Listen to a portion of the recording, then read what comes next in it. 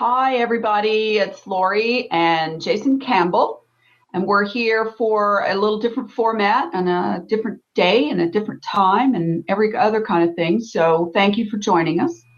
And my friend Jason, we've been friends on Facebook and through the Facebook groups, flatearthconspiracy.com on Facebook. There's a closed group, there's an open group, and we have a page that is flatearthconspiracy.com community page. We have another group that's called Free Our Flat Earth. So if you are on Facebook and would like to join us as the Flat Earth community to discuss Flat Earth topics, then please do. Jason, thank you for joining us or me today. And Lawrence isn't here. Lawrence has been a steady guest on the show or actually partner on the show for quite some time. And he's pursuing some other things. I'm pursuing some other things. But I have wanted to speak with Jason for quite some time. And so I finally get the chance. So, Jason, just to start out, I would like for you, for anybody that doesn't know who you are within the YouTube community, YouTube Flat Earth community, tell us a little bit about your journey into Flat Earth and how long you've been doing it and sort of how you got started and your evolution into the Flat Earth revolution. Okay. First, I'd like to say thanks for having me. My pleasure. It's a great honor to be on your show. I've been watching it for quite a while now. My origins as a flat earther, I consider myself more of a flat earth researcher. I started back in 2006 with a guy in a job that I was working, Morse Automotive brake manufacturing plant. And one day at lunch, he was reading Earth is Not a Globe. And he bummed a cigarette from me, so I gave it to him. And we started talking, and one day he let me read his book. And I thought it was really interesting, and we kind of talked about it, and that business closed down. And about 2010, I started doing like YouTube searches and things like that,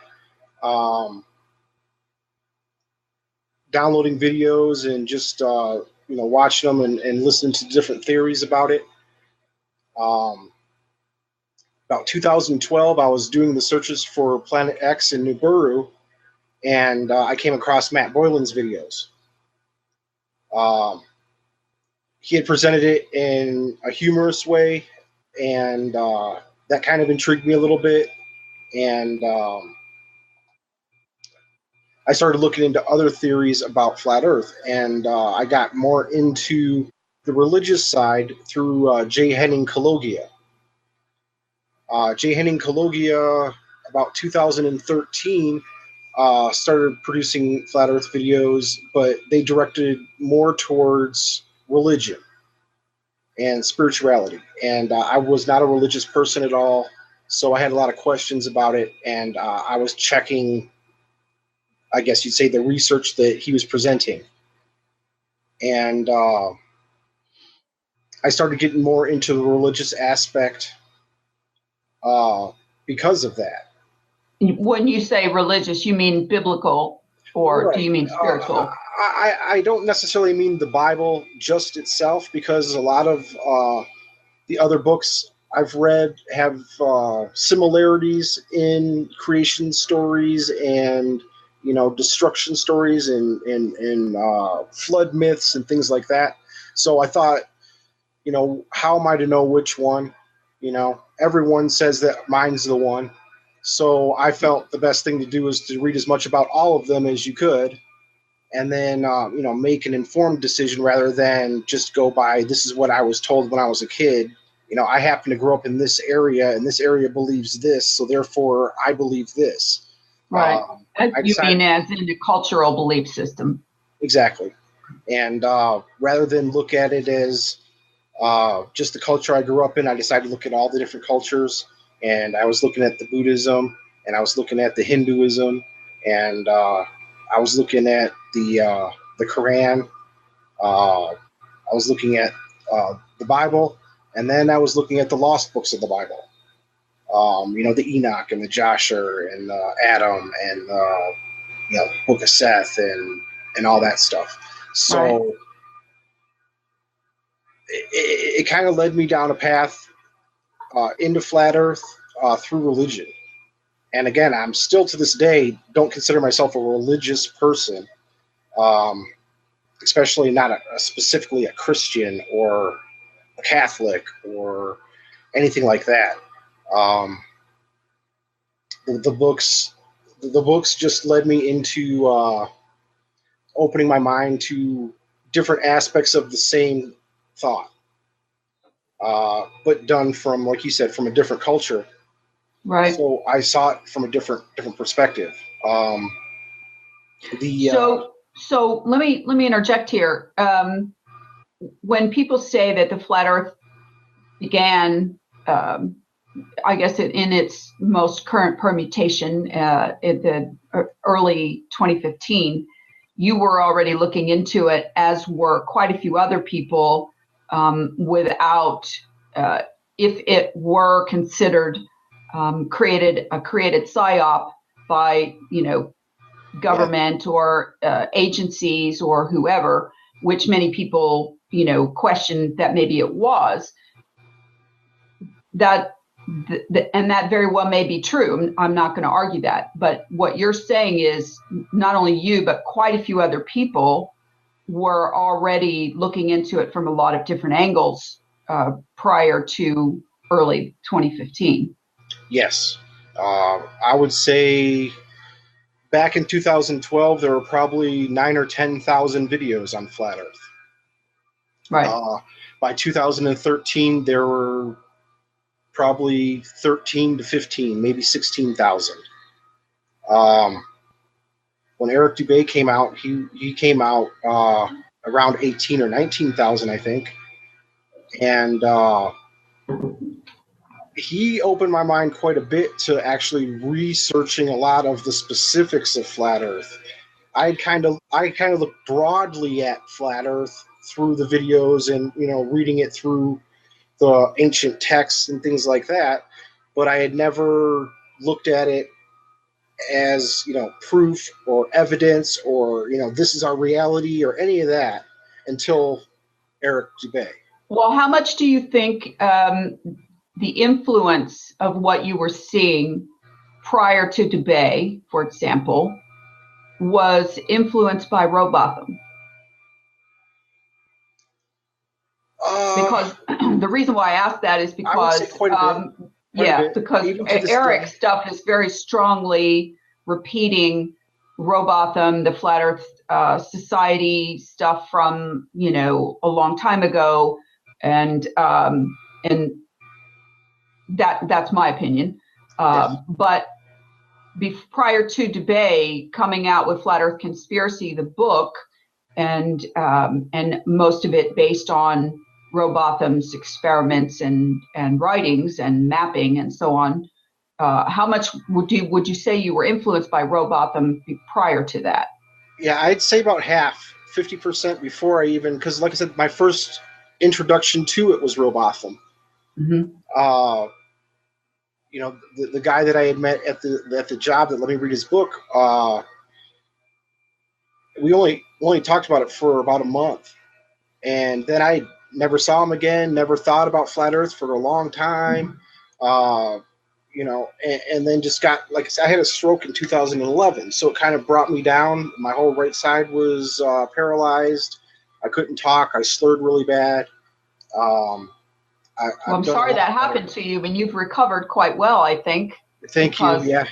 Yeah, I'm sure that was a long journey.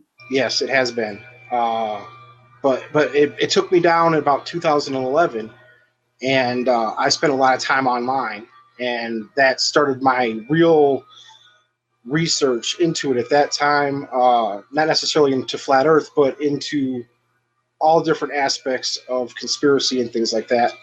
And Well, let's fast forward for a minute then to now. Okay. And okay, so you had an education in flat Earth starting prior to a lot of other people. You had probably some preconceived notions about what the flat Earth represented to you in your mind. When the revolution happened in early 2015, how much of the way that it was presented or couched, I guess you would say, to the flat Earth rapidly growing flat Earth community represented what you had kind of come to the conclusions of prior to that? And do you feel like the current, it's been a year now or a little over since that resurgence happened, how do you feel the flat Earth theory representation that people use to wake up other people has evolved in the last year? And then add to that the comparison to what you sort of thought you believed the flat Earth represented prior to that. Right. Okay. At the time that everything started happening, I had a TIA. I had my second TIA. So basically, I had a stroke and 2 TIAs. I had a TIA in April. So basically, when this all started in April of 2015, or end of 2014. Well, say some say February to March, April of 2015. Okay. But in April, I had the TIA, and I was actually getting out of flat Earth at that point. I wasn't thinking I was going to be in it this long, I was actually stepping out at the time everyone was coming in, and I kind of just stayed as a commenter because that's all I had to do was sit in front of my laptop because I had a TIA. I was having numbness in my arms, my fingers. I couldn't really move very well. I was getting my slur back, that kind of thing. So I was stepping back. You were escaping and you got sucked back in. And I got sucked back in. Yes, exactly. As far as the differences between before and after that point, before that point, all of my research had pretty much been factual. It only related to, Robotham and his factual theory, because like I said, it's not fact, but it's he did do some proofs at the time. Right. He did do some proofs like, the Bedford level experiment and others. So, yeah. Okay. So I believe at that time, it was more factual based, and then it moved into more theory based starting around April, May, June. And I had pretty much at that time moved away. By June, I had made my first flat Earth video, and again, I was out. I had no reason to be in, and hold on now. I want to make sure that people understand you. When you say you're out or you're in, out as in immensely involved in continuous research, but would you say in or out? Does that mean you wavered back and forth across the fence as to whether the Earth was flat or not, or can you actually say then or now? At what point did you say I'm pretty convinced that the Earth is flat and I'm not going back to believing it's a globe? Okay, I still have not said that. Okay. I still consider myself a flat Earth researcher. I have problems with everything. There's no one specific model that I can't find a fault with. Okay, the Robotham model. The North Pole in the center, surrounded by ice. I'm not going to say that's an impossibility, but I'd say that I don't see it as a probability that we're flat with a continent of ice around us but we still have continents that we supposedly do scientific research on, and take the data from, and we have military bases on, and we send people there, and 14-year-old girls go there, and all kinds of things. There is an Antarctica. Now, can there be an Antarctica and an ice ring? Sure, that's another possibility, but it wouldn't be the model that everyone's been preaching about for the last 2 years. I've looked at the possibility of it being the globe, because right now there's only two possibilities that can fit our understanding of geography, and that would be the globe and roughly the azimuthal equidistant, because there's no way of getting distance of continents and separation of continents and direction correct without introducing other things. And again, I'm not against the other things. Okay. Well, and that's one of the reasons why I wanted to continue this conversation. We spoke before, about a week ago. We did a little private hangout and talked for a long time, Yeah. a couple of hours. Yeah. It was just going to be for a few minutes, but it turned into a great long time.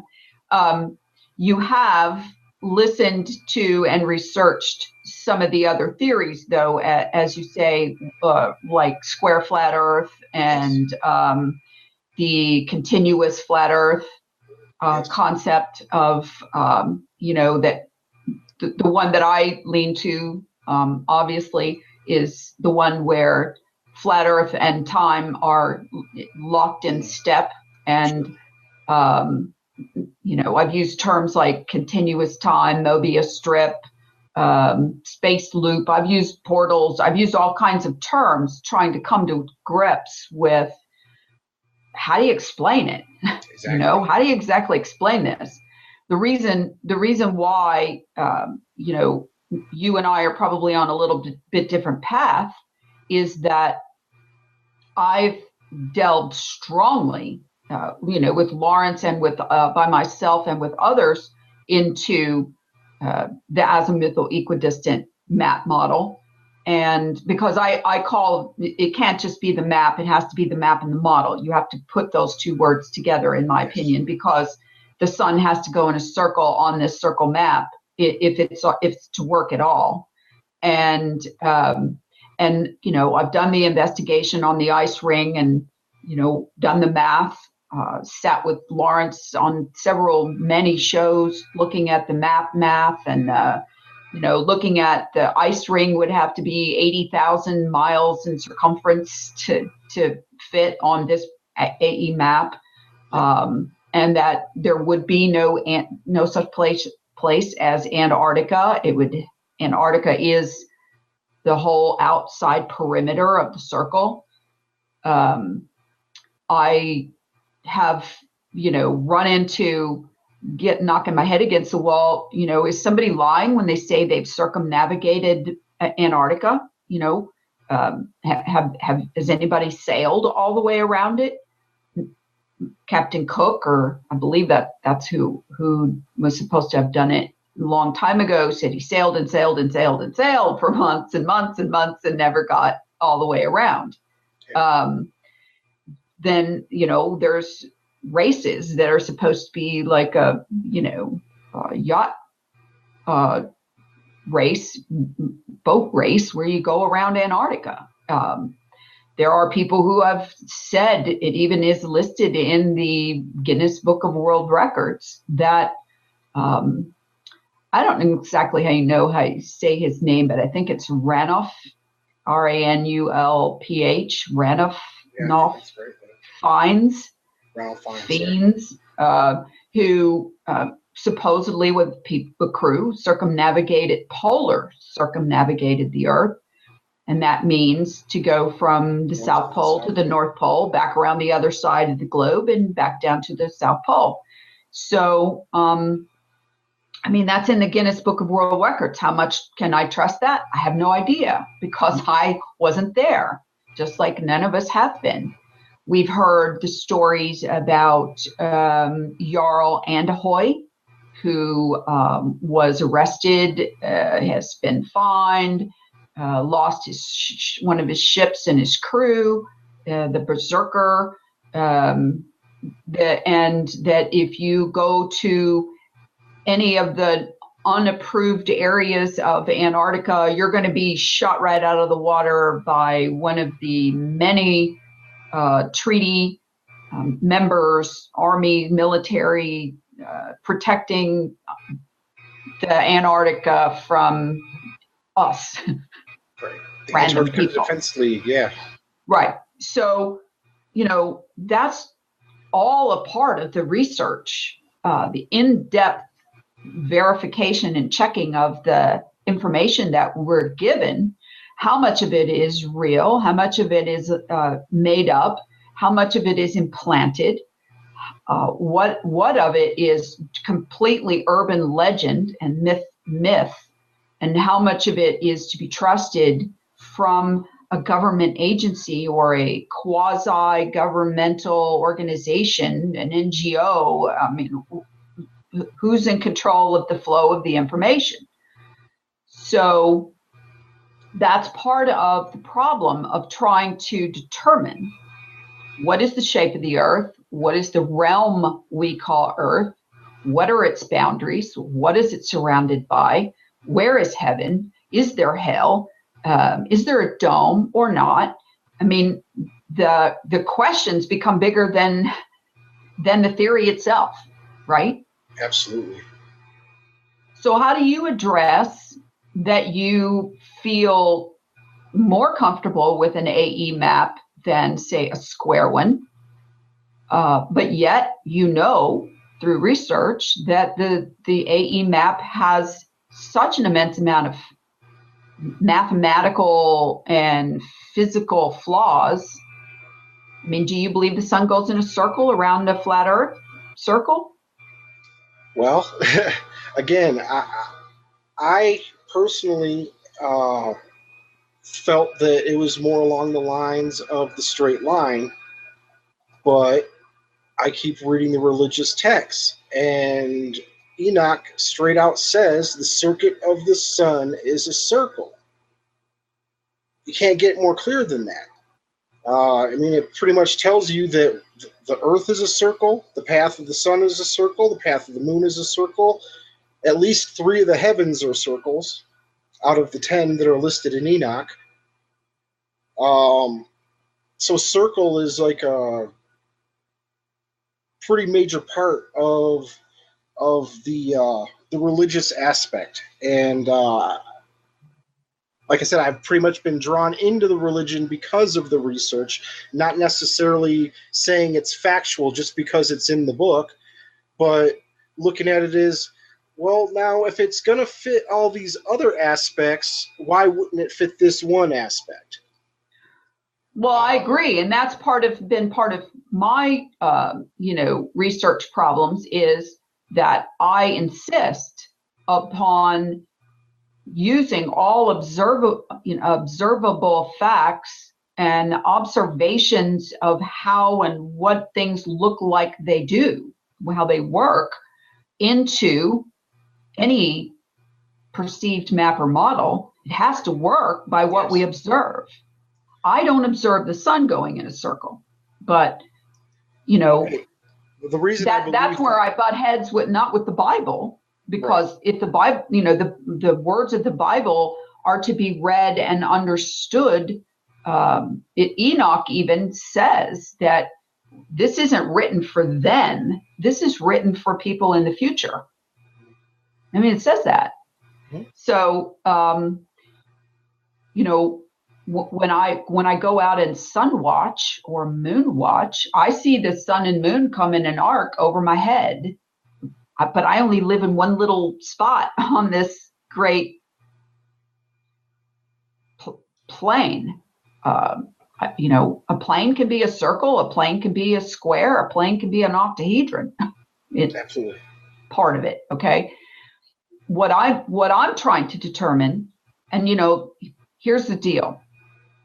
when you get caught up in all of this as a curiosity seeker, you know, and someone who wants answers to questions,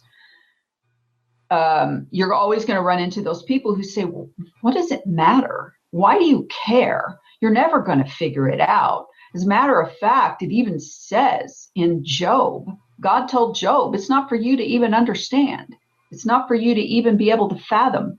Your brain isn't big enough. He didn't say that, but basically it's what he meant, right? You can't measure. You don't have the capacity to measure the size of the creation called Earth, the realm called Earth. So, you know, I understand why people say, why does it matter? Why do you care? What difference does it make? All those questions are automatic. I mean, don't you find that? I do.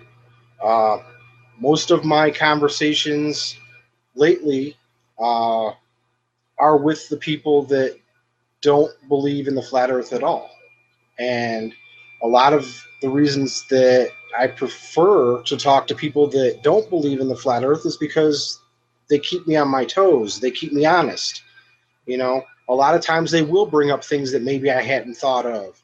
Right. Or present ideas in a way that makes it impossible. I mean, you can't rectify the issue once that is put in your face, unless you have no integrity or no intellectual honesty, and you're just gonna, you know, keep believing it anyway. That was, like I said, one of my main issues. I couldn't stick to one model or map because I always found an issue with it. Just like I found issues with the globe, just like I found issues with the azimuthal equidistant, the square and stationary, the Mobius strip, you know, the sinusoidals and the cones and the cylinders, all those. They all have their own issues. Well, and they were all created for a different purpose. Absolutely. I mean, obviously, you know, each of these maps are projections of a globe. And that's the basis, the root of what they're created from. And what they're created for is for all kinds of reasons. I mean, unless you're just like a map freak and just want to make a map that no one else has made before, let me see if I can come up with a projection that no one else has done. You know, it's like, why would you climb Mount Everest? It's because I can. Why would you make a map projection based on a globe in as many different forms as you can? And I believe that the answer to that is anything other than a map created for the purpose of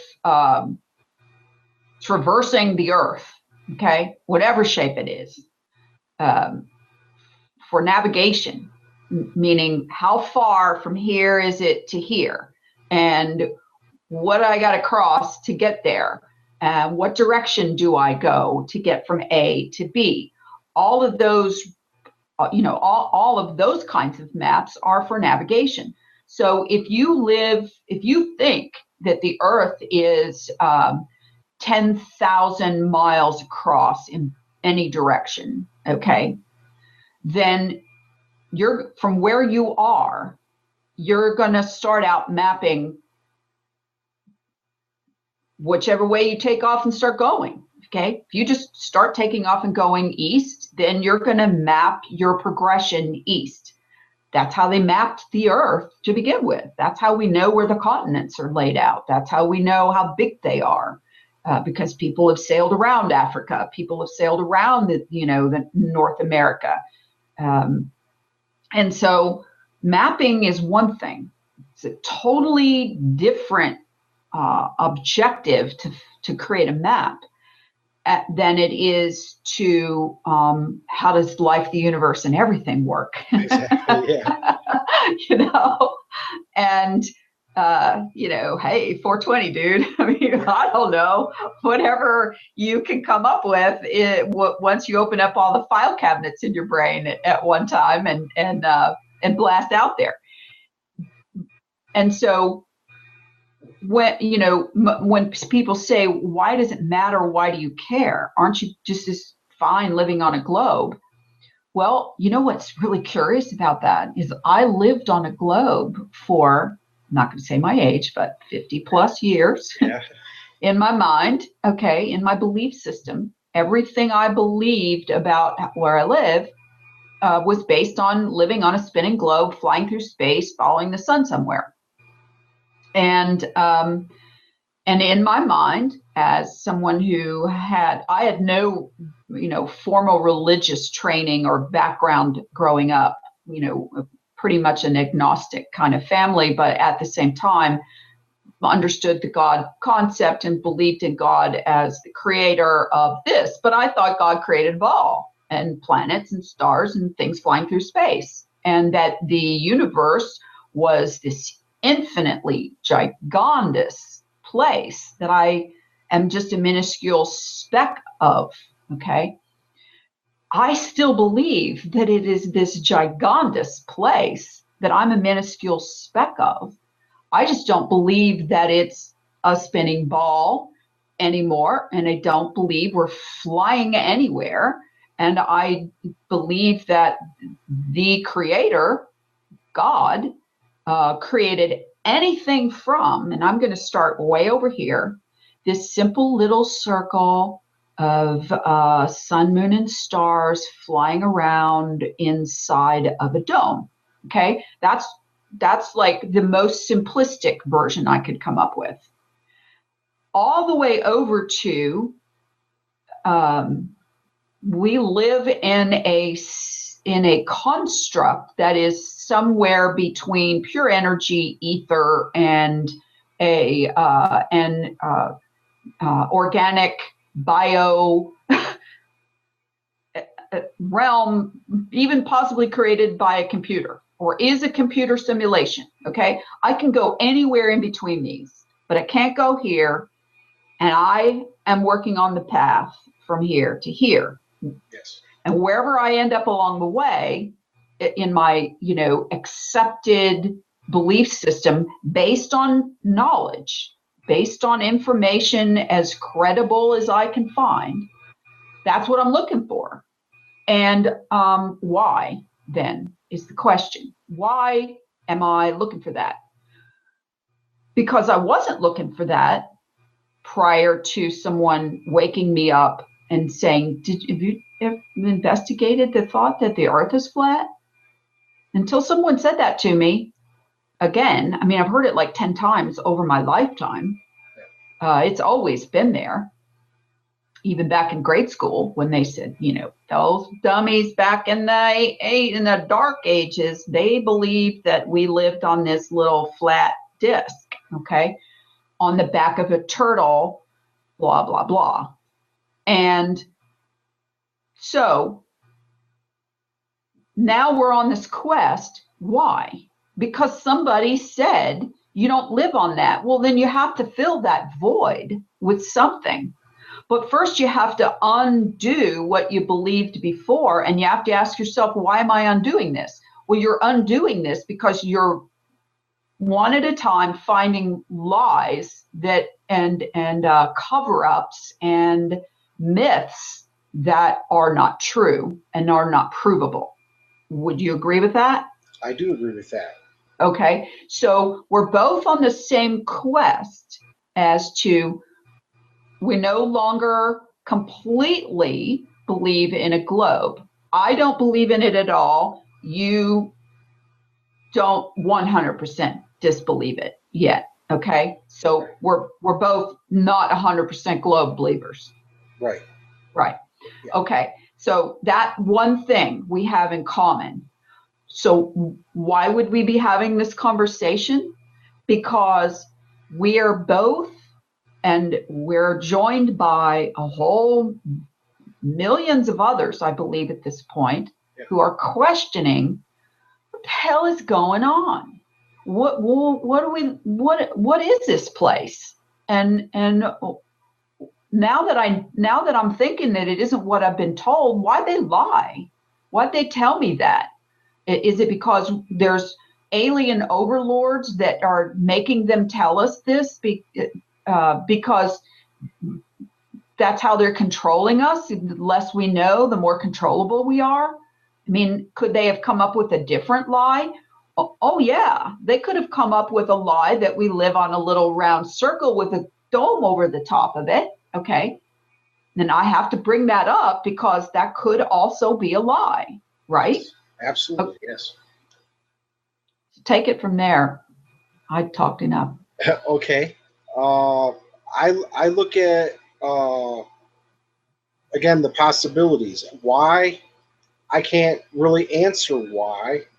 How? I can't really answer how because it happened long before I was ever even born, or my parents were born, or my grandparents were born. So I can't say why they would intentionally lie. I think that there are truths that you can prove to yourself, but you might not necessarily ever be able to prove to anybody else. You have an understanding because of your education, because of your knowledge, because of the wisdom that you've gained throughout your research that other people wouldn't have. They would straight up just ignore the possibility because they don't have that knowledge that led you to get to the point of making the understanding that, we possibly might not be on a globe. Because the globe says you have to be spinning. The globe says you have to be tilted. The globe says that you have to be flying around the sun. The globe says that you have to be spinning around the Milky Way. If you don't believe you're spinning, all that other stuff goes with that knowledge that you have. So you start losing bits of the knowledge that you thought you had, and then start trying to figure out, well, if it's not this, what could it be? Well, okay. So somebody determined we weren't spinning. Okay. That was probably one step in the procedure, the process of saying maybe we don't live on a globe. But we know that you just said all of the criteria that have to be in place in order for this living on a globe to work. You have to be spinning. You have to be flying. You have to be not just spinning, but going around the sun. So that's, all these clockwork processes have to be working for us to have a globe reality, right? Because they created this reality based on the observable facts, meaning we have seasons, we have days, we have nights, we have star formations moving around, we have planets moving around, all of the things we can observe. And the more science technology we get, the more we can observe it, the closer we can observe it. So regardless of whether we live on a globe or we live on a flat plane, and whatever the shape of the flat plane is, it has to fit within the observations we have, correct? Correct. And that's one of the biggest issues when you're talking with people that still only believe in a globe. They want to try to tell you what the flat earth would have to be other than what you're seeing in our reality for it to be flat. Where I look at it is, okay, if we're flat, that means we're not a sphere. So if we're flat, we go by the observations that we would see even on the sphere. You're not going to say, oh, I see this observation and it's not going to happen because if you were flat, this would have to happen. You don't get to make up what would happen. You have to go by the actual observation of what is happening. Exactly. And people that follow the sphere still or haven't opened their mind to the philosophical ideas around the flat earth, even if it's just for philosophical, study, just think about things differently than you currently do, as a test of your mental prowess or whatever, just as a thought process. People, it has to be this. If it's not this, then it's got to be something that you don't observe. It's not observable in reality, so therefore we have to be a sphere. And that they prove it to themselves with that circular logic. Because it's not the way I think it has to be, then it has to be a globe still. And they can't get their mind wrapped around the possibility that maybe you're just not comprehending it fully, Right. Well, one thing that has happened that has been a really positive aspect of this revolution called Flat Earth, and that is a whole lot of people are now observing their Earth, their realm, their world. They're looking at the sun, they're looking at the moon, they're looking at distances between places. They're finding the map of the world. They're looking at an old globe that they had in their closet somewhere, or they're looking at old maps and historical data and historical documents of the past, way back to ancient times. They're revisiting the Bible and the Book of Enoch and other texts, to apocryphal or otherwise, to get a better understanding, or to just revisit it. Does that say what I think it said? Or, is that something I wanted it to say based on all the other things that I believed? And so this is truly, in my opinion, a phenomenon of pretty epic proportions, that people are learning about the world and questioning. Did I just always believe what I believed because someone told me to? I mean, after all, we all understand that, we've had the same education pretty much unilaterally across the board. If you went to any Western school in any westernized country, you got the same education, same indoctrination, same information. And you might have got a ruler across the knuckles if you didn't regurgitate it back to them in the form of a test to show that you fully get it. Whether you believe it or not, at least you know it, right? Exactly. That's, I think, what they want you to want to get you to get out of it is what they want you to get out of it. You don't get to decide for yourself or ask the question that makes perfect sense. Even as a child, it doesn't make sense. What do you mean we're stuck to a ball that's spinning? Why don't we fly off? Right. They've played with balls since they were little kids. Even by the time they get into school, they've already played with balls. So they understand when they go out in the yard and they pick the ball up, all the dew falls off of it. Not only that, but they all rode a merry-go-round in the play yard at school, and they understood that, if that sucker got going really, really fast and you didn't hang on for dear life, you were going to go flying out into the playground. Okay. Yeah. So same thing with the swing. If you didn't hold on to that swing, you probably could get dumped out when you got enough centrifugal force going, or whatever the scientific term is. There's so many scientific terms now that if you say something, someone says, no, that's not the right word. It's like, okay, whatever, you got my idea. Okay. So, okay, well, let's sort of move into this then. Let's move into the why. Okay. Because I believe in the if-then idea. And if I think my volume just suddenly feels kind of loud. So hold on just a second here. Sure. Okay, I think that's better. Yeah. Okay, so no, that's louder. I'm looking backwards at the gain on this microphone and I'm like kind of dyslexic. Okay, so if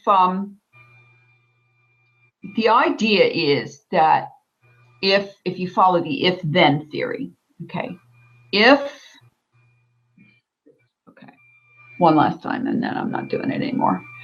If the Earth is round, then we don't have a problem with what they've told us, and there is nothing wrong, and there is no cover-up, and there is no them, there is no mystery, and there's no conspiracy, and there's no nothing, because if everything they've told us is the truth, this is how it works, this is how we got here. There was a big bang, a bunch of dirt swirled into a ball, it was hot, and then it settled down, and then all the water got on the surface, and then pond scum, and then pond puppies, and then apes, and then you, okay, and then now, and all of this synchronicity of all of these flying objects and everything else is just randomly happened in life, the universe, and everything, okay?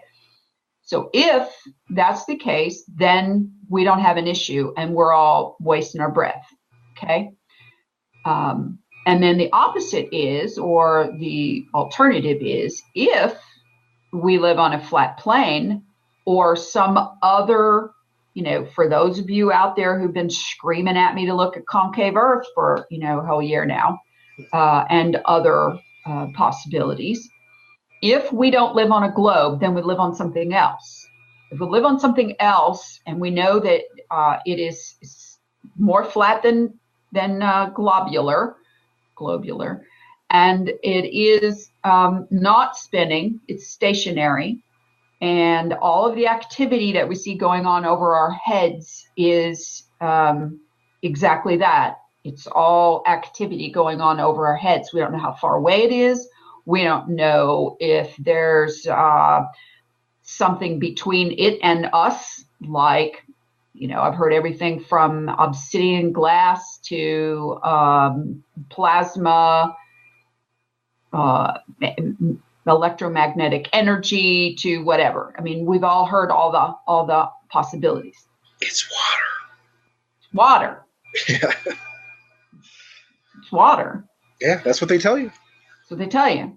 So, okay, so if it's alive, this globe and the spinning and the flying through space, then that leads you to ask, is the rest of it a lie? Is the Big Bang a lie? Is evolution a lie?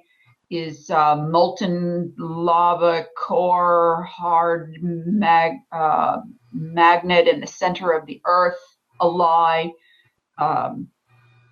Okay, if that's a lie, why would they do that? What purpose does it serve to create this, oh my God, seriously intricate 500-year layers and layers of lies and ad hoc reverse engineered theories to create the belief system that we live on a globe? Why? Well, I'm going to side. I have my feeling why, so I want to hear your why. Okay. I'm going to side with what I call the deceit agenda, or the Luciferian agenda. Okay. Lucifer in the Bible, was the king of deceit. Everything was a lie. He tried to deceive everybody that he came in contact with and all that. So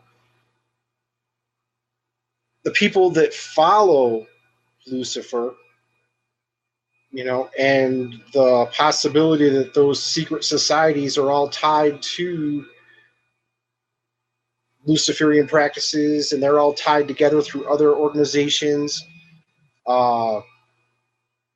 They're leading you to where, when you die, you don't have any knowledge of the world when you get to heaven, because that strips the whole purpose of why you're actually here, which is to gain knowledge of Earth and life, so that when you get to heaven, you're able to say, I've experienced, I know, I learned, because you gained that knowledge while you were here. If you didn't gain that knowledge when you were here, you go back. And since, no one's getting up there with the knowledge, they're all getting sent back. That gives the person that rules here more power over the people than when they actually get to heaven, because they're getting sent back. All right, just for clarity, because I like to understand when people use terms that I may or may not understand their meaning of terms. Okay, I understand what I believe a term means, so I want you to describe to me, when you use the word heaven, what is that? Because and I'm asking because you say you're not a religious person, okay, and heaven is a religious term, but also you didn't mention anything about hell, and you brought up our buddy Lucifer, but you didn't bring up God. So help me with that, just to make sure that we're all on the same page here. I see us kind of all as an energy force, and each of us is a piece of that energy force. When we die, we go back to the creator of the force, where our piece came from. Inside of each of us is a piece of that original form. We go back to that original form, but we haven't gained the energy or the attraction to be brought back into the source. So the source spits us back. It doesn't have to be a god. It can be a electrical process. It could be a magnetic process. It could be I don't know, but in my mind, that's how I view it, is you're getting sent back because you don't have the capacity to be a part of the source yet.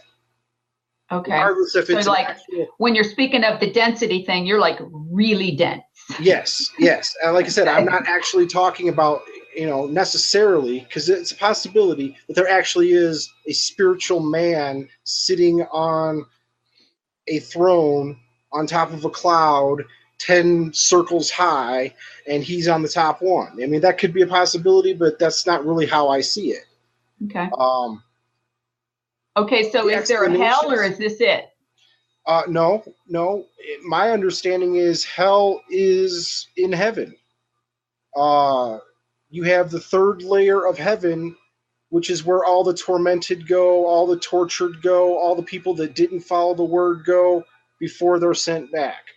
All right, so they get stopped at that level of density on their way to ascending. Exactly. They haven't got to the higher levels yet. On the fifth level is actually where they say Satanel is all chained up, and he's being guarded by all the other fallen angels that sided with him, and they all weep in sorrow and cry out, for all of eternity. So you have the third level, which would, in my opinion, would be hell, and the fifth level, which is actually where Satan is being trapped for, the seventh seal and all that stuff, isn't actually in the ground, it's in heaven. And that's all from Enoch.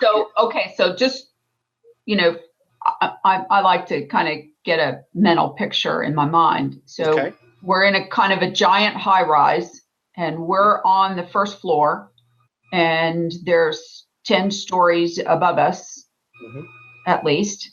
Yeah.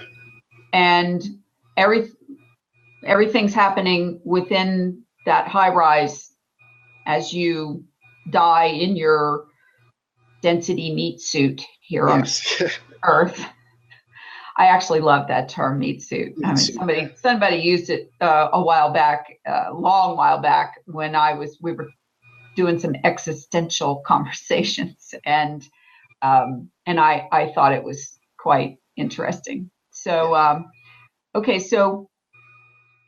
all right, so I have an understanding of what you're talking about there, and to some degree, we're kind of on the same page. I do believe there is a creator God entity, and it is the ultimate creator of everything in this construct. And I just like using that term for lack of any definitive term. We're just going to call it a construct. That leaves it open that it can be completely and 100% organic, all the way to it can be a computer simulation, and God is sitting at the programmer table. Okay.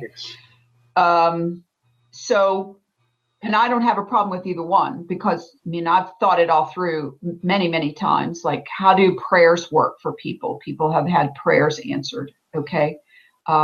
And, you know, if everything's connected electrically or electronically, either one, then, and everything in the, you know, this realm is ones and zeros, from a programmer standpoint, or as Mark Sargent says, from a gamer standpoint. Right, right. Then, you know, God, the ultimate programmer, can flip a switch and give you a 1 or a 0 for thank you, God, for, you know, removing this cancerous growth from my arm. And when you feel like manifesting that for me, God, I appreciate it and, you know, praise you for that. And then 3 months later or 3 weeks later, that growth on your arm is gone, and nobody can explain why, because you didn't do anything any different than pray. That's a completely plausible understanding of the programmer. God, you know, fixed it in the program. You're fixed. Same thing with somebody miraculously escaping from an automobile accident or a train wreck, okay, or a plane crash.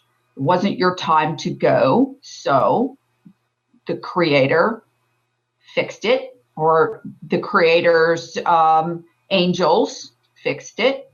You know, the program, I don't want to use the word virus, but you know what I'm saying, fixed. Agent Smith, yeah. Agent Smith fixed it. Yeah. So, you know, that's what I love about you, Jason. You're right there with me. Not many people are. So at least we can communicate. I've had a lot of these thoughts myself. Okay, well, good. So, you know, same thing with miracles, parting the Red Sea for, you know, Moses et al. You know, God stopped in the Bible. God stopped the sun for a day from moving on and getting dark for a very important battle to be fought and won for the good guys. So, you know, there are plenty of explanations biblically and otherwise to give you an understanding of how this stuff's working. So do I need to understand it beyond that? No, not really. But one thing that keeps me in this, no matter what, for a whole year, for thousands of hours, it seems like, is why. Okay, why? And because from the time I was old enough to be in my terrible twos, and probably before that, I wanted to know why. Why can't I do this? Why can't I go there? Why can't I? Okay. And then also, you know, just being a rebellious type and asking questions and wanting to know, just always curious. So I feel like my belief system is being controlled by somebody outside of who should be controlling what I believe. And I want to get to the bottom of it. I want to know why, and I want to know who. That's the other half of the equation. Who's doing it? Who would do this? What do you think? Well, it's a big question. I do believe that, you know, when you call to the source, you know, you sometimes are answered by the source. You know, if you have a high enough level of energy or whatever it is, connection with the source, then it will provide your need. If you don't have the energy level, or the negativity is so strong, then you don't get brought to the source. So your prayers or your desires aren't answered by the source. As far as the people here, there are those people, like I said, that are siding with the negative. They are looking at the Luciferian. They're looking at the negative. They want everybody to be in the negative so they don't get brought back to the source. I think it is a conspiracy in that way to say, everything is exactly the opposite of what the ancients believed. I mean, science has disproved everything that the ancients believed. But if you look at what's actually occurring around you, you still have those questions in your mind as, well, you told me it was this way. I can visually see, I can observe that it's not that way. And you want to know why they would tell you it's not that way, other than to deceive you, other than to take you away from your source, other than you're drawing power for the wrong side, but the people that are on that wrong side are gaining from you not progressing. Okay. I mean, I've heard that, and I don't ignore that at all. As a matter of fact, it's there's plenty of people doing research on things like when we're growing up, we always hear about somebody said they died, or somebody did die. I mean, technically, clinically, they died, and they saw the light, or they saw family members, or people who have died before them that were friends, and maybe even their dog. I don't know. Right. And the people said, it's not your time. Don't come here. Go back. Okay. And there's been enough people that it's either become a part of the collective consciousness of mankind to believe there's a light, and that, follow the light, go to the light. But there's also those now who say, whatever you do, don't go to that light, because that light is the recycling program. Yep, I've heard that too.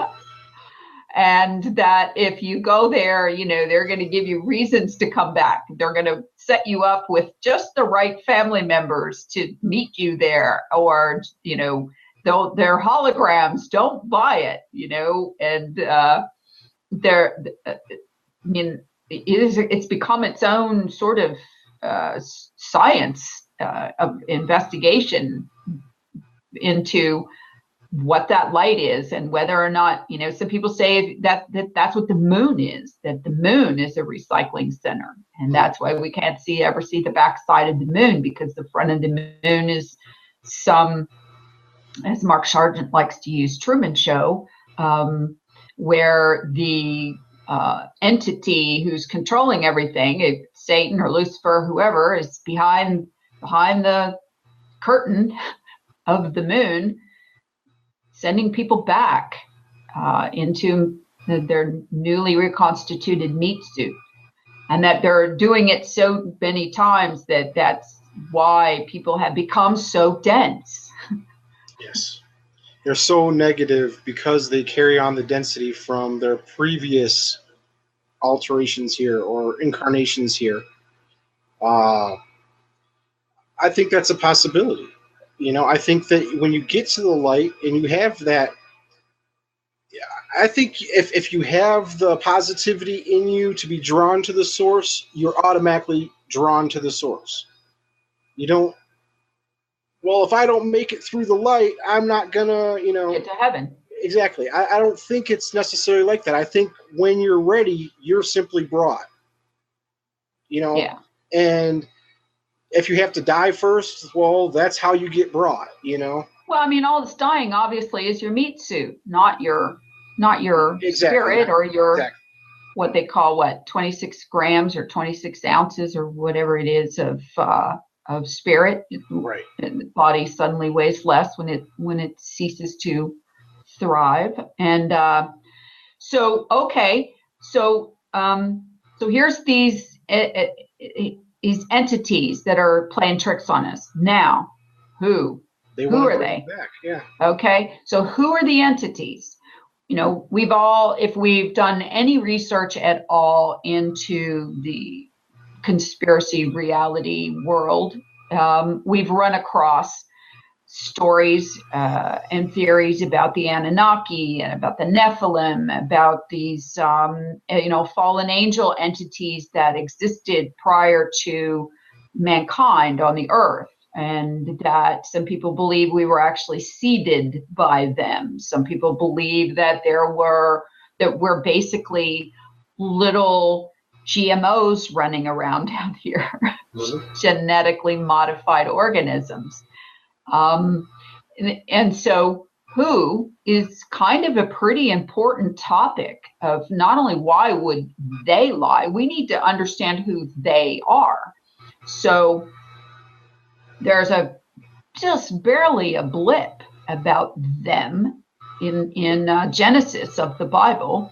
Yes. That describes, the Nephilim were here in those, talking about the days of Noah. The Nephilim were here in those days and after. And so, men of renown, they have all kinds of names for them, but for language barrier purposes, from then to now, we would have a whole lot more descriptive words than men of old, men of renown, words like that. We would simply call them larger than life. We would call them, giants, bigger, badder guys than us. Yeah. Okay. And so when you take that one simple sentence that says, they were here then and after, that means they never went anywhere. Okay. They're still here. So they already were badass enough to mess with humanity. It's one of the whole purposes of the whole section in the Bible that says, and so begat so-and-so begat so-and-so, and on and on and on, was for the purpose of establishing a pure lineage from Adam, God's original creation, to Jesus, so that Jesus could be born of a lineage that had not been GMO'd by the fallen angels / men of renown. And so giants, whatever. Yeah. Okay. Are you aware that there are 2 Enochs? Yes. Okay. So one of them comes from the line of Adam. It's the son of Seth. Mm-hmm. The other one comes from the line of Cain, who killed his brother Abel. Mm-hmm. You have the one Enoch that does the good, and you have the one Enoch that does the bad. There are things in the Bible that make you question which one is which. And then you have things like Enochian magic and things like that. Okay. You have the pure line and you have the negative line. You have the positive line and you have the negative line. Following the line of Adam, you would think you have the positive line. If you follow the line of Cain, you would think you have the negative line. You have the trapped spirit of the angels that were cast down with Lucifer. 1/3 and those of the are called angels, the Nephilim. The Nephilim, exactly. 1/3 of them were cast down with Satan. When the flood came and destroyed them all, their spirits were released. But they're negative. They can't get back to the source. Right. No matter how those are called the demons. Exactly. They're the demons. Okay. Exactly. No matter how many times you go to the door, you're still so negative that the source sends you back. Right. So they are trapped here still. They're still here. And I believe those are the ones trying to infiltrate bodies so that they can get back to the doorway, so that they can get back through. And not look at the light and proceed on through. Exactly. Yeah, exactly. They know recycling. The secrets. They came from there, so they know how the doorway works. We have never, I don't want to say we've never, but we've never been to the doorway. We've never been to the doorway. Well, what call it ascending through the first floor to the second second floor. and forward. Right. Exactly. And Yes. You actually ascend to each floor in heaven depending on your deeds once you get through the first door. Mm-hmm. You know, you have to do here before you get through that first door. And if you don't get through the door, you get sent back. If you're sent back as another as a child, you know, reborn into a new life to try to do it right the next time, or if you're just sent back as a spirit that ain't getting through the door because you didn't make it. You wasted your time. All the way up which is a problem because you're using, you know, terminology that sounds like reincarnation, which is a problem with a lot of Christians because it's not that's not okay. If they read their one Bible, time. If they read their Bible, they would see. And again, I'm not religious. I've read the Bible one time, and I've read more Enoch now than I've read of the Bible. I'm now looking at both the different versions of Enoch, the Slavonic and the Ethiopian, and they're very similar to each other, but one is just more in your face with, I don't know if it was a better translation or messed with. Or exactly, or which is why it wasn't canonized and is not in the, you know, in the Bible. It's apocryphal. Right. That is a possibility. But there's just so much in that book. I mean, if I was those guys, right, and I was eternal, I mean, I'm stuck here and I'm going to be here until I get through that gate, right? I'm going to do everything I can to mess with everything I possibly can. I didn't just come here to screw the you know, women and have offspring and be stuck here. I'm gonna, you know, I'm a badass. I'm gonna do whatever I can to mess with everything I can to screw with us, for whatever purpose that is. You know, whatever they're using us for, or keeping us here, or whatever you want to call it. But, you know, like you said, most people go through life and they don't question anything. They don't learn anything. They don't become spiritual. Whether, you know, some people use the word religious when they actually do mean the word spiritual. Religious to me, I do that all the time. For clarity, means, you know, you follow the rules of the religion of whatever religion you follow. You're whether you're Christian or Islamic or Hindu, it doesn't matter. You're following the tradition and the culture of the religion based on their philosophy. Okay, so I'm not religious either, just to put that out there. But I am a Christian, and I do believe in God, and I do believe in Jesus. So that's just, put that out there because I certainly have no problem with saying that because that's what I believe. Anybody who doesn't, it's not my place to judge them. It's not my place to work them over, right, brutalize them into believing what I believe. So I believe also then that God implants your knowing, believing connection. You don't really have a whole lot to do with it. That's why most people either get it or they don't get it. So that's my own opinion, editorial opinion. Don't leave me a whole bunch of comments about it. So, okay, so here we are. We're on this path through life, and either we're learning something or we're not. And you know, people have questioned over the ages why certain people who are complete and utter assholes get all this stuff in life. They get fame and notoriety and billions of dollars and live this grandiose life, while this other person over here is just as good as gold. I mean, leads a caring, kind, nice, human life and never achieves really anything in this density, because their purpose is not, or their quest. What is your quest?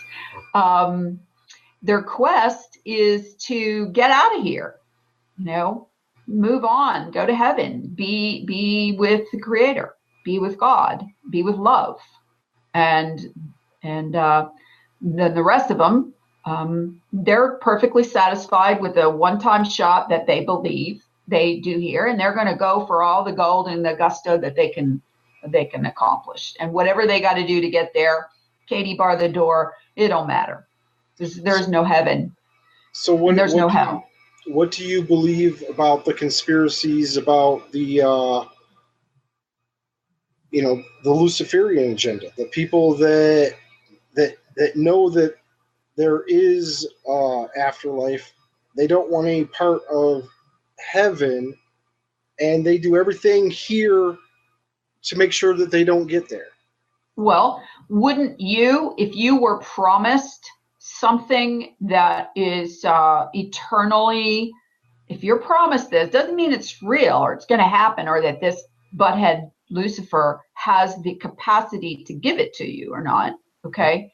And Lucifer is supposedly your judge and not God, because Lucifer does have control of this density for all intents and purposes. Then a burdened hand is, they said it pretty clearly, or showed it pretty clearly in the movie The Matrix, where what was the name of the guy who wanted to go back into the Matrix? The guy with the mustache. I can't remember his name. Yeah, that guy. Yeah.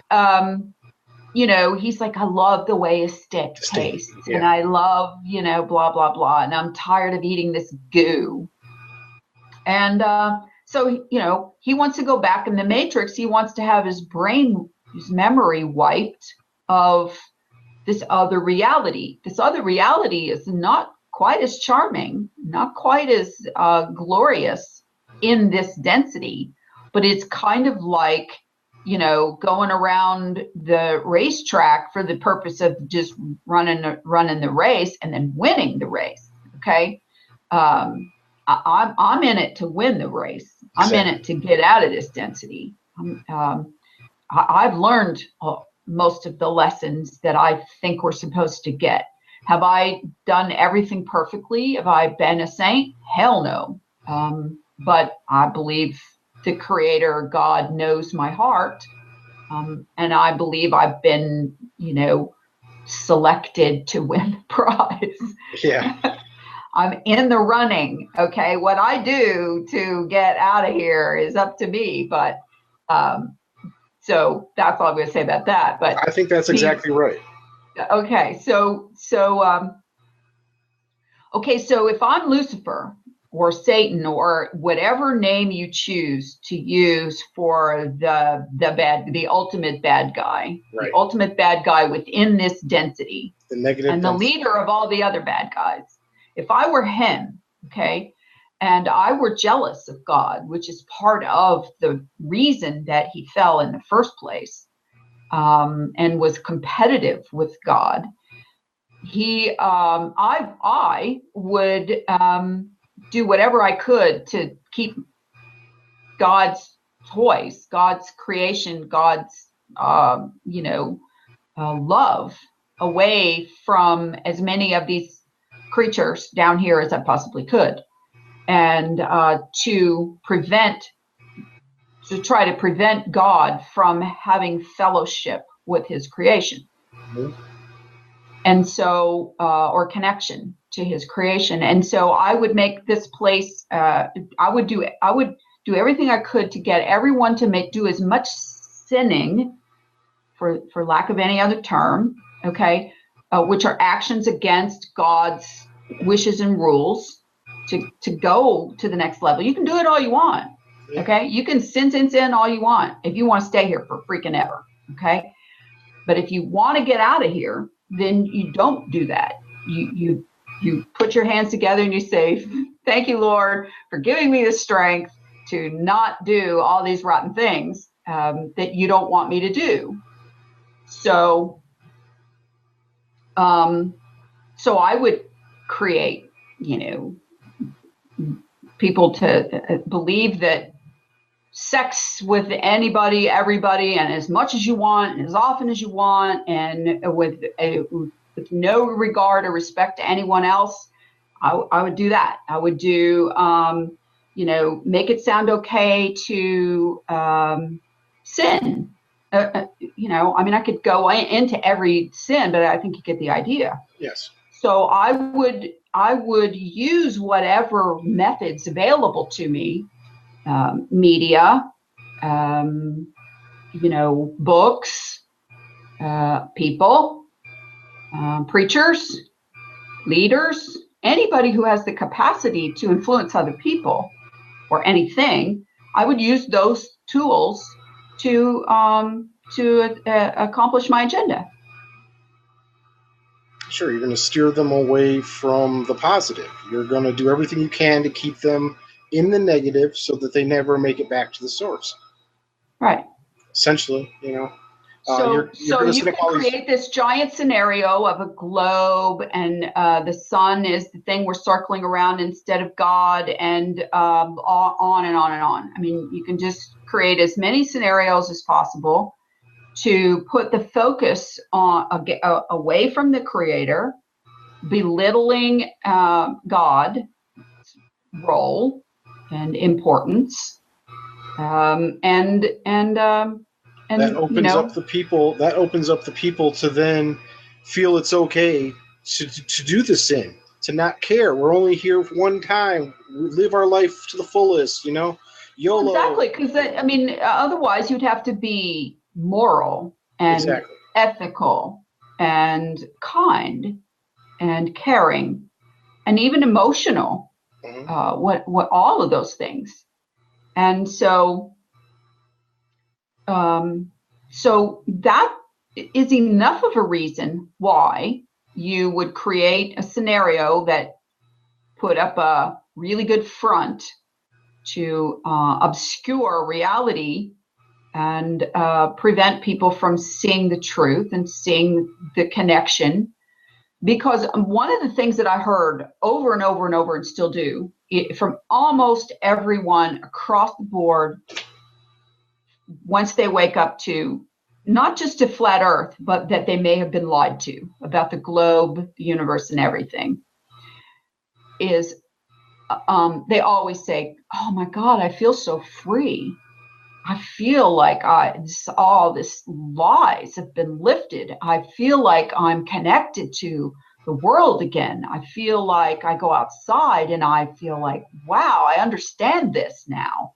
And what I've been feeling my whole life, that I don't spin and get dizzy when I stand out in an open field, even though I have felt that before when I stand in the middle of an open field and look up at the creation and go, whoa, this is mind spinning. Okay. But all the way down, that's the macro level, all the way down to the micro level, when you look in a microscope and see creation all the way down to the most minute detail, and then just go, wow, what an incredible creation to come up with all of these, from the macro to the micro and everything in between, and all these systems that work together and so on and so forth. It's like you revisit the reality that you live in. You get out of the matrix. You really do. Yeah, that's how I felt. Like I said, about 2013, I just felt like I had all these answers that I thought I knew just get flipped over. Everything that I thought I knew suddenly was like I was questioning everything. It wasn't just one thing. It was like everything at once, all at once. Well, if this doesn't make sense, then that would make sense. If that doesn't make sense, then that destroys this. And if this is destroyed, then there's none of that. And, it just kept going on and on. 500 years of intricately weaving together all of these lies to where they completely make sense until you question any one aspect of it. Mm-hmm. If you just question gravity, for example, that was one of the first things that I visited when I, started investigating flat Earth. Gravity, curvature, and space. Those were the three things that I looked at. And so when I thought about gravity, you just accepted gravity as part of the rest of the created concept because they all had to go together. And then, once you start questioning gravity and you go, okay, well, gravity is supposed to be coming from this core of Earth that we've never even been close to getting to. It is nothing more than a theory of this globe, but it was created for the purpose of understanding what holds everything on to the spinning ball, okay? Because somebody at some point goes, well, I'm sorry, but if we're spinning, what's holding us all on here? Gravity, okay? So then you start to question that and you go, well, but if the inside of this ball core of Earth is this magnet and it's boiling hot, and then you find out that magnets lose their magnetism when you heat them, and then you go, how does that work together? And then one thing leads to another, and that's how flat Earth investigation happens. That's how research happens. Now, not with everybody, and I would be remiss if I didn't bring this up. Not everyone is a researcher. Most of the people that wake up to flat Earth did so because they felt it. Whether an angel came along one night when they were sleeping and flipped their switch from an O to a 1, from an off to an on, and said, you will wake up now, little human. Okay. And the next day, ding, ding, ding, somebody put in front of them flat Earth information, and they went, oh my gosh, I feel this, I see this, I get this, okay? And they never look back. And then they start researching, which to them, research means watching a shitload of videos and reading some blogs and listening to other flat Earth gurus. Yeah. And that is where they come upon the theory of flat Earth. And it's this, and it's this, and it's that, and there's the ice wall, and the dome, and the circle, and that's what it is. And they go, okay, sounds good to me. Very simple, very easy to understand. Therein lies my problem. Yeah, me too. Little too simple. Yeah. Little too easy to understand. A little bit too handed to you on a cake plate with a shiny glass dish right over the top of it. Here you go. Here's flat Earth theory. Welcome to the party. Okay. So, I lost the map and the dome and a lot of things back around June of last year. When I made my first video, I was already talking about, well, the flat Earth theory says we have a dome, but I say it's more like this. And I was looking at it as atmospheric. I was looking at it as electromagnetic. I was looking at it as, anything but solid. If it was solid, we'd be able to throw a ball and it would bounce off the thing and, we would know it's there.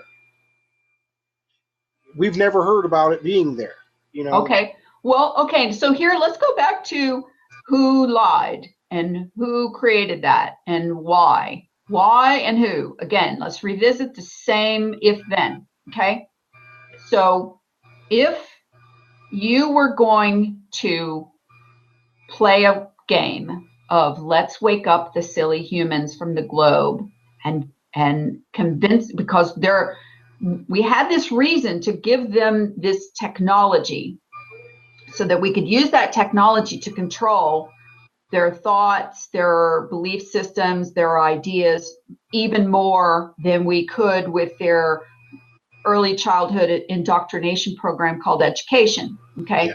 Now they're grown up and they've been away from education long enough that they're kind of looking around because they're bored, and let's give them TV, and let's give them radio, and let's give them iPhones, let's give them every other kind of crap, telescopes and megapixel cameras, and let's give them all kinds of stuff so that we can distract and continue to mind control.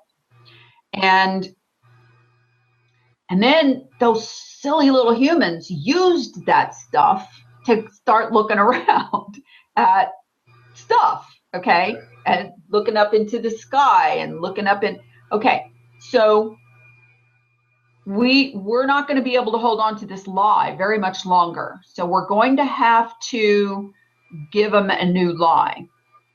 And let's make this one a little more simple, because that will be easier to control than the spinning and the flying and the revolving and all that stuff. Okay, let's make this one pretty simple, and to keep them trapped in it, let's plop a terrarium over the top of it. Okay. And there will be, we've done plenty along the lines of all the years of setting this up, along with the new technology we've given them. Let's also set it up ahead of time, because we're these eternal entities, and we've always been here, and we're always going to be here. So we can manipulate this time thing a little bit, because we're really, really fast. And let's create this other yin and yang. Let's create the yang to the yin or whatever, and keep the control going. And then let's wake them all up and slowly indoctrinate them into this new format, one that is simple and easy and has a trap over the top of it. Right. What do you think? Is that, does that fit within your thinking? I would say to an extent, yes, because there's nothing that I found about a dome before 2014. Other than the architecture that's been repeated and repeated and repeated in man's designs throughout history. Right. Domes are all over everywhere, everything. Absolutely. I mean, but one thing you will find is that domes are over the top of what? All of the indoctrination and control centers. They're over the top of government buildings. Yep. They're over the top of churches. Yep. They're over, all of those aspects of our culture that signify the thought police, the thought control, the belief systems. I'm going to probably get in real trouble for that one, but I don't care, because I'm in it for the long haul, and I just freestyle think. I don't put controls on my thinking and where my mind goes, because I never know where it's going to go. But that's one of the things that I've thought about when I saw the dome. I'm like, people started saying, well, the dome is in everything. I mean, we've been, it's that hide in plain sight thing. Yeah, and if I was going to make you think that I didn't want you to know that, I'd hide it in plain sight too. Well, when you look up in the sky, day or night, you see what appears to be a dome. I don't. That doesn't mean it's actually a dome. It doesn't mean there's actually a physical barrier curving over us. My personal belief, and I know I've talked to you about this before, is that it's all flat. Right. The only reason it looks like it curves down like a dome over us is because of how our eyes work. Okay. Well, you know what? We were talking earlier, and I'm just going to throw this in here because it was one of the reasons why I thought of the high rise. Okay. But now let's take that same high rise, and instead of it being straight up and down, let's make a pyramid out of it. Okay. And let's make a giant pyramid over the top of Earth and have all the levels of the pyramid, kind of like at the big Luxor Hotel in Las Vegas. Okay. Sure. Yeah. All right. And at the top of the Luxor it's a pyramid, right? Yes. If you don't know what I'm talking about, just Google Luxor Hotel in Las Vegas. It's got the bright light that shines up. I mean, it is Illuminati written all over it, but whatever. And it is the way our eyes see, actually. It is the way perspective works, both looking straight out at the flat plane or, at your reality. Railroad tracks come into a point. The road comes to a point. When you're standing there and looking out at the ocean, just because there's nothing sticking up like those telephone poles, okay, your vision still works that way. Everything's coming to a vantage point, a point of perspective. Yes. The sky is coming down. It's like you're looking through the bottom of the pyramid, okay? You take a pyramid, you turn the bottom up like this, and you cut the bottom off, and you're looking out through the hole at the top of the pyramid. That's the way your eyes see. The side walls come in, the top comes down, and the bottom comes up, and that's perspective. So when you look up at the sky, does perspective suddenly disappear? No. Your eyes still work that way, okay? If you're underwater, if you're in the ocean and you're swimming underwater, okay, and you see the bottom, when you look out underwater, the bottom it's the horizon is still at eye level. It's fascinating. Once you think about it, okay, the floor of the ocean comes up to meet the water coming down. The horizon line still goes straight out like this, and it's still at eye level. And that's the way everything is. Yes. So I believe when you look up, same things happen. I believe it's our world is shaped as a pyramid. And what you see as the sky is the floor, the ceiling of the bottom of the floor of the level above you, okay? Just like you go on a high rise, your ceiling is the bottom of the concrete floor of the floor above you. Yes.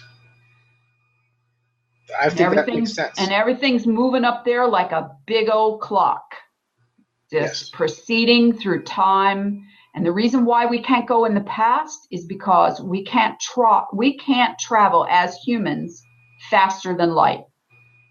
And light is time, and time is light. And the sun moves across the earth, and it's moving with us as we're going. And whatever happened yesterday is gone forever. And that's why you can't alter the past. And I don't believe that they can either. Only a little bit back that way, but not much, which is maybe what that whole Mandela effect is, but I'm not going to go there right now. Yeah. And we can't go forward in time. We can go east and west, and we can go north and south to the extent of the boundaries of our realm. That's it. Yes. Okay? And when the sun moves west, and it keeps on moving west, and we only think it comes back in over here. Okay? But that whole Pac-Man thing that took off, and everybody's la la la Pac-Man, okay? Screw that whole Pac-Man thing. That's just another distraction.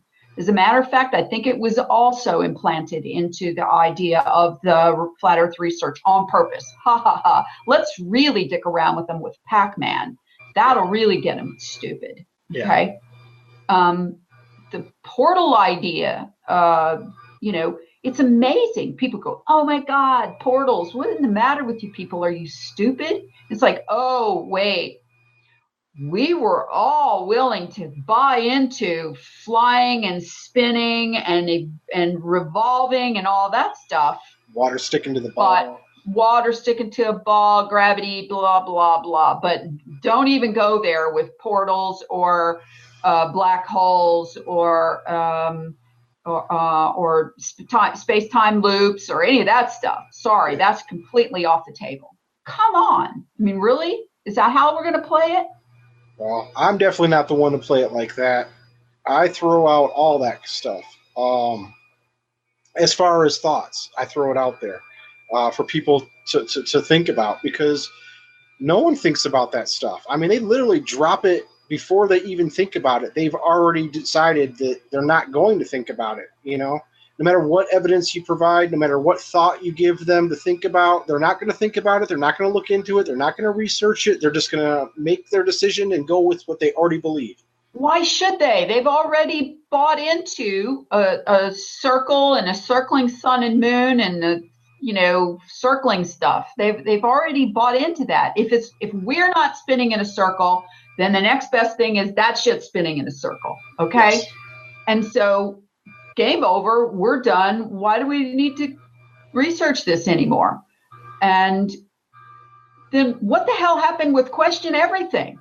I mean, even question the questioners of the questionings. Yes. I mean, keep it going. The Bible says question everything, and that actually means everything. That does mean question the questioner of the question.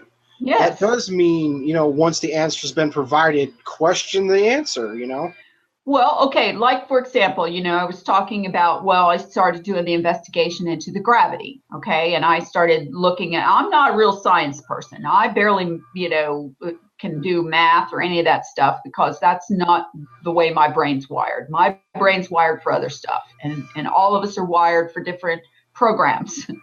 And so, after I started investigating gravity and, started to understand, wow, this is actually just some theory. It's never even been proven, and it never will be because it can't be seen. It can't be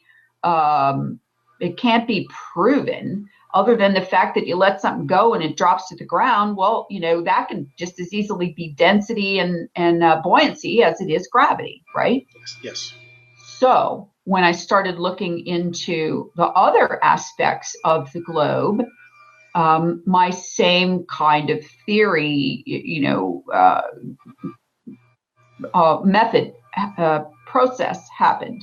Like, a bunch of us were going to go out and use our telescopes and stand across from each other on the bank at Tampa Bay and point these telescopes back and forth at each other. And it was something like 4 miles or 5 miles across. And we were going to see if we could even see each other with the telescopes. And we were going to see if we could see right down to the, to the edge of the bank. Kind of like what Jaron and his wife et al. Did with the laser thing, only we weren't going to use lasers. Right. We were prepared just to see if we could see each other and then see what the, horizon line looked like and so on and so forth. Well, we got there and it was terrible. It was so hot and there was so much moisture in the air, and telescopes don't work worth a diddly across very humid air. Right. At ground level. They're awesome for looking up in the sky at night because it's cooler, but they suck at land to land topographical. So I had my video camera with me, and so I just saw this red cargo ship going by, and I turned the video camera on, and I thought, I'm going to watch this, and I'm going to see if this video camera can film this thing going all the way till I can't see it anymore, and then keep zooming out, blah, blah, blah. And just to prove to myself, I didn't even have any intention of uploading the video or anything. It was just to see what does it really look like out there? And so it was my own curiosity. Well, I amazed myself. I was like, damn, look at that. The boat, you zoom back out and the boat, gone, can't see it, and you zoom in again, and sure, boom, there it is. Now I had all kinds of other problems associated with the same moisture, heat, and humidity. Absolutely. Creating a mirage effect, but I could still see that freaking boat, and it should have been gone. Okay, I shouldn't have been able to see it anymore based on spherical trigonometry. So it was my own in-house experiment.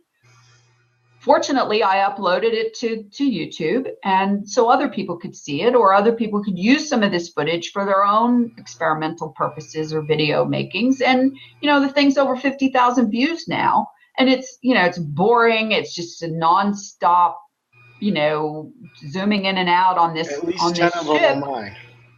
I'm sorry? At least 10 of them are mine. I love that video. But you know, the whole idea is I did my own research. I didn't, you know, someone said, you know, this very thing would happen, that if you zoom out, you know, or zoom in on something on the horizon, it would reappear again. And I wanted to see that for myself.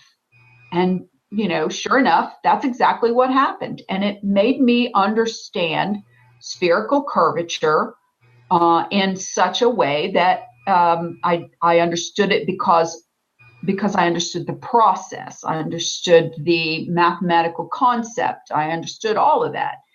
And so from then on, I don't even have to worry about curvature anymore. It's not there. It's not there. Right. So what were kind of some of the things that you know, investigated with your own research and not just regurgitated and rewatched everybody else's ideas? Curvature was the main one.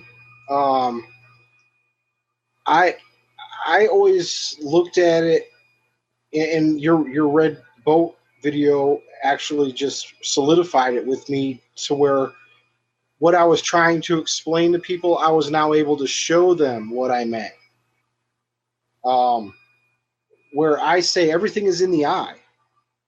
You know, the reason we see it the way we see it is because of our eye. It's being interpreted by our brain. We're so close to the ground, our eyes, you know, work that way. You know, the bottom portion of your eye is so close to the ground that everything viewing of the ground is brought up in your vision, where everything above you is brought down in your vision. And that's because of the curvature of the lens of your eye. Because you're so close to the ground, you're seeing so much more ground in the bottom of your eye. Where if you look up in the sky, you don't have any ground blocking the bottom portion of your eye. You're actually able to see better, clearer, farther in the sky than you are on the ground. Because there's no line of convergence. Exactly. There's no line of convergence. And you try to explain this to people over and over and over and over and over and over and over, and they do not understand. They won't understand. Because, well, I know the math, and the math says 3 miles away the curvature goes down, and that's why it's occurring. It has nothing to do with your vision. It has nothing to do with, and you're like, okay, the exact same thing that you're looking at as where the curvature begins is the exact same thing I'm saying, where the ground is brought up to your eye level and the sky is brought down. That's actually the horizon and the curvature that you're talking about. Right. It's the line of convergence and not curvature. Exactly. It's horizon. The horizon is a part of your actual visual acuity, the way your eyes work. Okay. Yes. If you were an eagle, you would see differently. If Yes. you were a frog, you would see differently.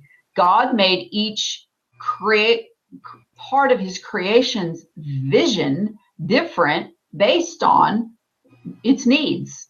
And, you know, our eyes are designed for, actually, in my opinion, this again, editorial opinion, I am entitled to my, you know, belief system here, but Absolutely. I've come to the conclusion that, you know, we're often compared to the lizard hindbrain in that, you know, people react based on their, you know, inherent, you know, way their actual brain works. For example, and I've used this before, some people, when faced with danger, freeze. They literally freeze. And it's kind of like the lizard does, you know, when the big egret's coming along looking for lizards. They freeze and the egret can't see them because it can't see any movement. And so that's one way to respond to danger. Another way to understand what happens is you know, fight or flight. You run. Okay, I believe I can outrun this danger, so I'm going to run away, because if I stay right here, I'm certain death or injury. The way our eyes work is when something's coming at us from a distance, it gets larger. So as it gets larger, we know that it's becoming more dangerous because it's getting closer, all right? And as it gets closer, then that's when we have to make this decision, whether to fight or flight, whether to become paralyzed with fear or to run. And it makes perfect sense if you understand that we're at the top of the food chain, but we're really not. Okay, we're really not at the top of the food chain. If you're out in the woods, the bear is at the top of the food chain, unless of course you have a weapon and blah blah blah, and you can keep doing the if then as long as you want to. Right. And so, I want to change course just for a second because I want to get this in this show. And we have about 10 minutes coming up on 2 hours. And I kind of just set the show for 2 hours because I figured that you and I could, if we didn't have an end time, could talk for the rest of the day. Yes. So explain equidistant. Explain how the azimuthal equidistant map is a projection of a globe and how it works. Okay. As far as the equidistant maps go, they're all based off of a globe, not just the AE map. They're all based off of a globe. The main purpose of the AE map is anything from the North Pole to any location will be accurate. Distance. As far as distance goes. There's actually, if you look at the map projections, none of them for AE are marked. There's no accuracy for distance. There's no accuracy for continental, placement. There's nothing on the AE map is accurate. Where if you go to the globe, everything is supposedly accurate. Distance is accurate. Locations are accurate. In other words, locations from point A to B anywhere on the globe are relatively accurate. Yes. On an AE map, the only accuracy is from point A, which is the center at North Pole, to any other one location, but not from that location to a third location, which would be C. Right. For just going by the AE map, and there are plenty of different projections from Timbuktu to Giza to, in the center, Equator, Antarctica, wherever the focus is on that particular equidistant map, is the focus of the map. You can measure from there to any other point, and it'll be accurate. And so you're not going to measure from continent to continent unless that continent is the focus. Is the center. Okay. If it's not the center, then it's not going to give you an accurate representation of distance or... All right. Exactly. Now, the whole idea of the azimuth and the whole idea of the equidistant is from center to edge of the globe, smashed out on this projection. They'll all be equal to 15 degrees. Well, each parallel line right? Longitude line, yeah. Longitude line will be 15 degrees. Yes. Okay. Then when you get out to the outer perimeter, okay, it's obvious to anyone who's looking at it that at the center, the lines of longitude that come out, okay, are skinnier than when you get out to the perimeter of the circle. Now they're wider, fatter, taller, whatever. Okay. Yeah. Rob Skiba just did this big long explanation of how the equidistant map projection works if you understand the distances between each of these points is the same. So what he actually proved by doing that is that it's a squashed down map of the globe. Yeah. You didn't prove anything other than that, according to what I would agree with that. I would agree with that. And actually, you know, the map that Lawrence and I kept looking at for several weeks there, from both the sinusoidal to the collignon, which was versions of a diamond, okay, skinny at the top, out to the equator, and back into the bottom, is the same thing that Rob Skiba described when he went through that whole exercise of shrinking back down the outer perimeter of the AE map based on equidistant. Am I correct? Yes. You brought it back in the same way it is at the top, as above, so below. Yeah, yeah. Okay. Which is a globe or a diamond. They're all from a globe. Okay.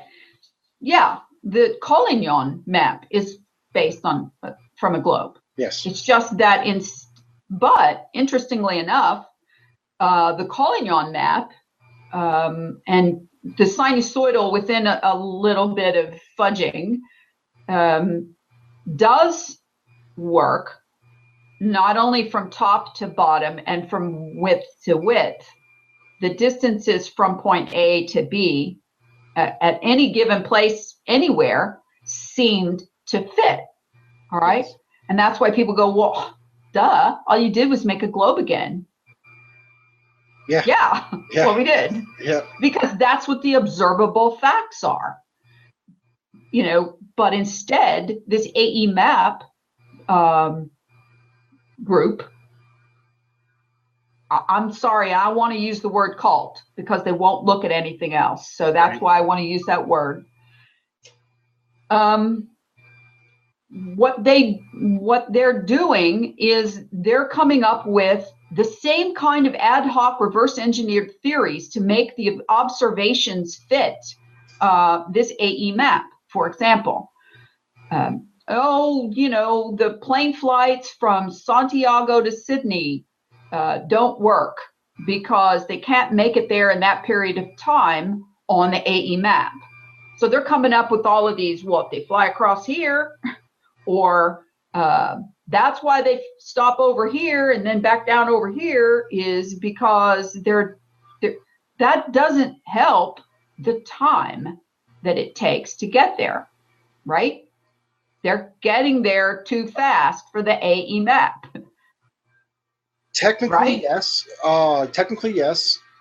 But with the AE Are they flying faster? No, we know they're not flying any faster. We know the same planes are flying the same speeds, you know, and what the distances are that they say they're flying, and it works. Yeah.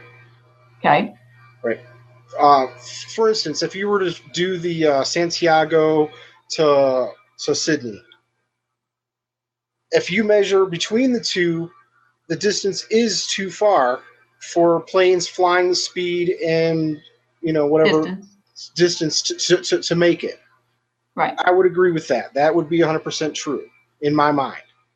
However, if you go from the North Pole to Antarctica, right down the distance, then you go from North Pole to Santiago, South America, and you get the distance, and you put those two distances together, and you create the Great Circle on the flat map, you are actually within a flight distance that you're capable of making. Well, they make those Great Circle routes for what reason? If we're not on a globe. Because it's a globe. It's the reason you have to do the Great Circle on the flat map is because it is from the globe. Exactly. Okay. Because the projection of the flat map is from the globe. Exactly. Right? Yes. But that does not answer the question as to the distance.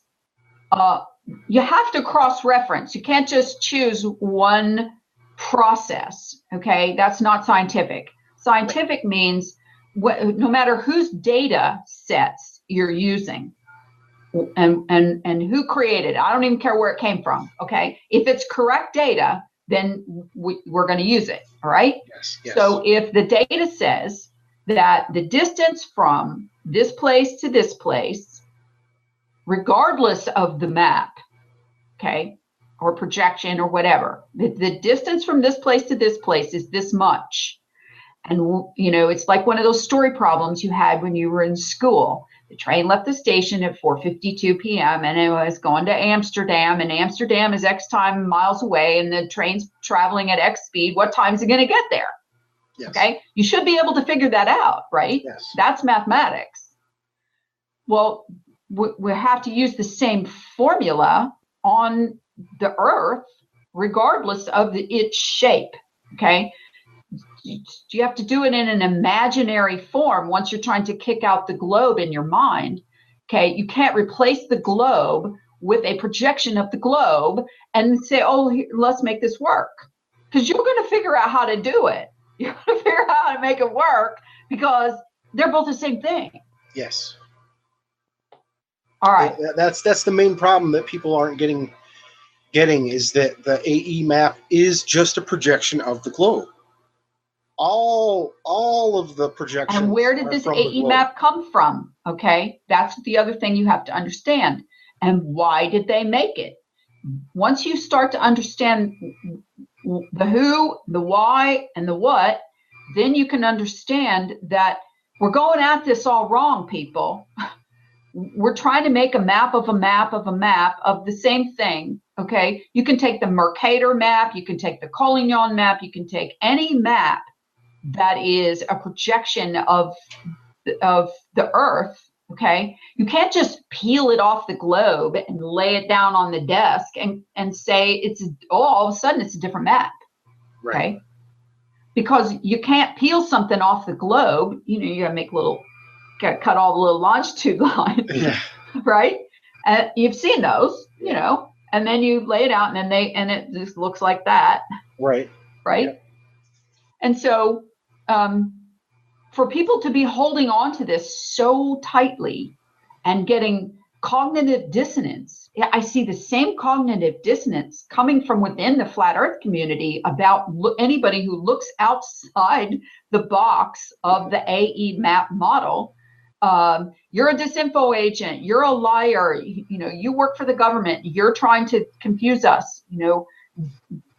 Why do they have this same map on the UN thing? Well, I don't know why the hell. It's the same reason that they created that map in the first place. It's a flattened out. They could have chosen any one of those. Why do you think they chose that? It puts all the continents on one face. Right. And that allows them to fold it up and put it in their pocket instead of having to take the globe and shove it in their pants. Right. So basically, they're able to put that globe on a flat piece of paper. Is that a globe in your pocket, or are you happy to see me? Exactly.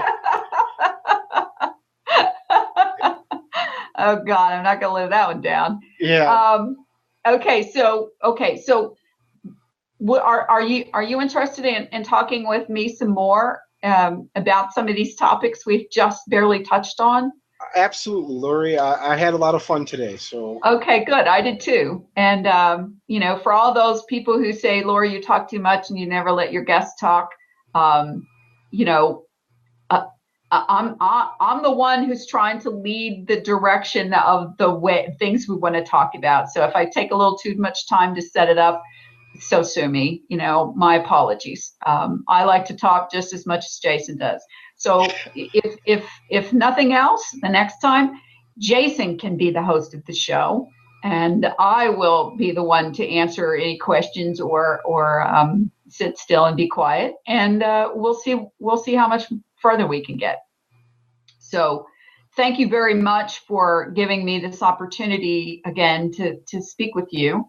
And I've enjoyed bantering back and forth in the way our minds work and some of the things that we've both been looking at. Obviously, both of us have had a pretty broad spectrum research education into a lot of other areas outside of Flat Earth, and have obviously used those different areas of research and curiosity to come upon our conclusions at this point. Would you agree on that? I would agree on that, yes. So next time you decide what you'd like to talk about, and we'll get together again and see how much further we can go with this. And for those of you listening, if you have questions for Jason or for I, put them in the comments. and we'll try to answer. Jason can come on and answer any questions you direct directly at him, and me, vice versa. So thanks for joining us on Saturday morning, early afternoon, and we'll see you next time. Free our flat Earth. Peace. Thanks, everybody. Bye, Jason. See ya.